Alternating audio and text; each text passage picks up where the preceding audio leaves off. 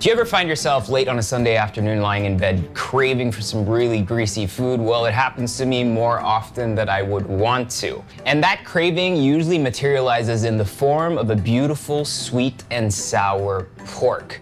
Now we're gonna go see how it's made originally, and then we're gonna figure out if we can make a healthier version of it. We all have those meals that we can't resist. We know that they're bad for our diet, but we can't help but indulge. Sometimes we wish that we could have the same treat without the regret. I'm Erwan Heussaff, I'm in love with Asian cuisine, and I used to overindulge quite a bit. I've drastically changed my life and health by taking charge of my diet, and I'm gonna see if I can lighten up these traditional favorites to give you the flavor without the guilt. This is Lightened Up.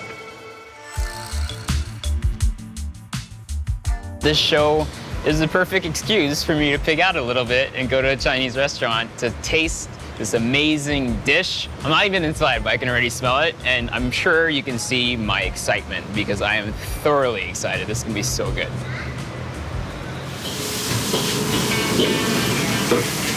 I love the drama of a wok kitchen. It's like the best thing ever. What we do is heat up the wok first.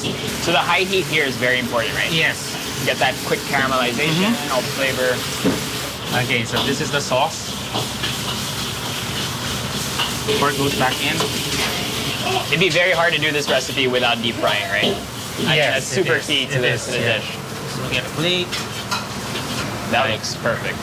While that was being cooked, I was salivating. I'm not gonna lie, it just looks absolutely beautiful, and the smell was just so intoxicating. Oh, I'm so excited about this. Sweet, sticky experience. Like, that's the perfect bite, in my opinion. At this point, I don't even want to lighten this up. I think it's perfect as is, and it'll be a really hard dish to do without adding all the sugar and the oil, but I guess we'll try. But while waiting on that, I'm gonna finish all this first. I'm here with my brother-in-law, Nico. I'm best friend. Yeah, you're okay, my I'm best best friend also. And he's my best friend. Yes. And I invited you particularly for this episode and this recipe because I know you're not a fan of this particular style of cooking. I don't cook. I Yeah. only grill beef. But you eat. I do it. So today we're making sweet and sour pork. Have you ever tried sweet and sour pork? No. I maybe I did. So sweet and sour porks, they usually deep fry the pork, Okay. Which is inherently not the best way to cook any proteins, right? So instead of deep frying pork, we're actually gonna be searing it. So usually when you have a thick sauce, it could mean two things. There's a lot of sugar and cornstarch most of the time. And so we're gonna change that up. Nico has been on a no sugar. Yeah, no sugar diet. No added sugar diet. No white sugar. I eat some sugar, but I'm trying to cut. I stopped the diet like 3 days ago. Okay, why did you feel like you needed to cut sugar? No, because what I feel with sugar is that you have a spike on energy and then you really crash. Plus, I'm having a hard time to sleep, and cutting sugar and coffee is helping me a little bit, but I couldn't cut it 100%. All right, so we're just gonna make the sauce: pineapple juice, rice vinegar, tamari, and some tapioca starch to get it nice and thick, right? Clearly, I'm not adding any sugar to the sauce. And one of the main things I'm trying to change here is that when you look at the regular sweet and sour pork recipe, how many calories do you think it is for one bowl? Just shoot it out. 700. Actually, that's spot on. Really? I'm not kidding. So it's 700 calories for one portion, about 40 grams of fat. Wait, it's a lot. That's a lot. One for portion one for- portion. for For one one person? person. Yeah. And guess how much sugar in a regular kind of like recipe? 25 grams. 30 grams of sugar. Not bad. Not bad. I'm actually really impressed right now. Next, we're gonna work on the pork. We have a dipping station here, tapioca starch instead of cornstarch. We got some eggs, and we got some almond flour is replacing regular flour. Okay. So much healthier, so you get proteins and fat from there as well. All right, so all I'm doing, pork tenderloin, which is probably one of the leanest cuts of pork that you can get, not a lot of fat there.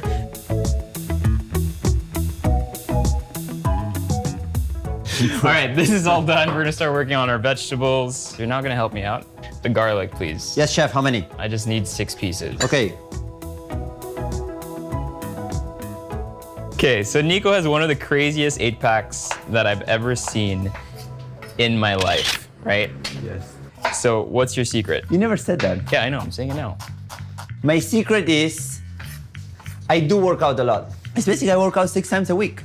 So I do mostly cardio and I do a lot of abs. But why do you eat? You don't eat like the healthiest diet I've ever seen. Okay, I eat a lot. I think I eat like 3,500 calories a day. Wow. It's just because I'm so hungry. Before I ate something, I asked myself, would a caveman eat this?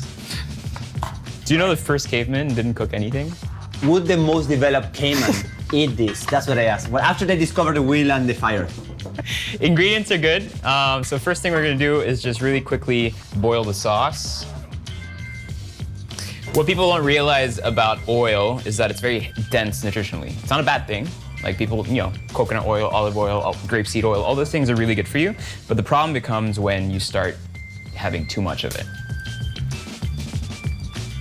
So here what we're looking to do is kind of like, remember we're using almond flour, so almond flour tends to burn a little faster than a regular flour, so really just keep an eye on it.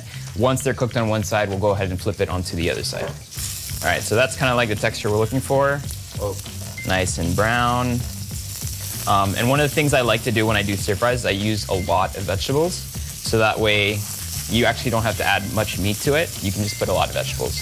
And vegetables are a great way to feel full, but in the same time, not many calories. Not many calories, correct. All right, so this is ready. Yes. Transfer everything here. I want to use the sesame seeds. Yes, I will let you finish it. I will finish it at the... Pan's back on, bring the heat up. Keep the oil that's already in there. We're gonna fry off the garlic.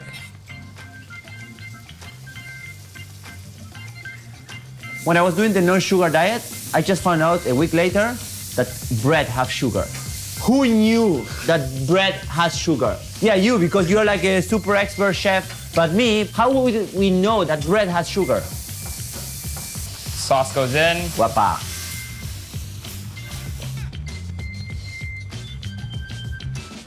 All the pork goes in. Nico, can I have the bowl, please? Mind blowing. All right, our dish is basically ready. Yay! But if you look at it, what I love is that it's still super tender, but it's coated completely with the almond, so it kind of stayed on there, right? And then you have all the sauce that's around it, but not too much sauce, right? Okay, since you were waiting for this moment to happen. You all thought this was ready, but it's not. Sesame Bay to the rescue. You do know I'm gonna have to clean this up later, right? Yes, that's what I do. This version of the dish then comes down to 500 calories versus 700 calories. And we're actually looking at 16 grams of fat versus 45 grams of fat. Sugar content wise, it's just 1 gram lower. So it's about 29 grams versus the 30 grams, but all the sugar comes from? Natural, from pineapple. We don't use any added sugar. So this would qualify for my non-added sugar diet. Cheers. Cheers. It's so good. I told you. Surprisingly, it is very good. So obviously, guys, this is a very huge departure from the original recipe, but it's a much healthier one. So next time you're craving that Chinese food, sweet and sour pork, this is the type of recipe you can actually make at home really quickly. It took us, what, 30 minutes at most? What's it called?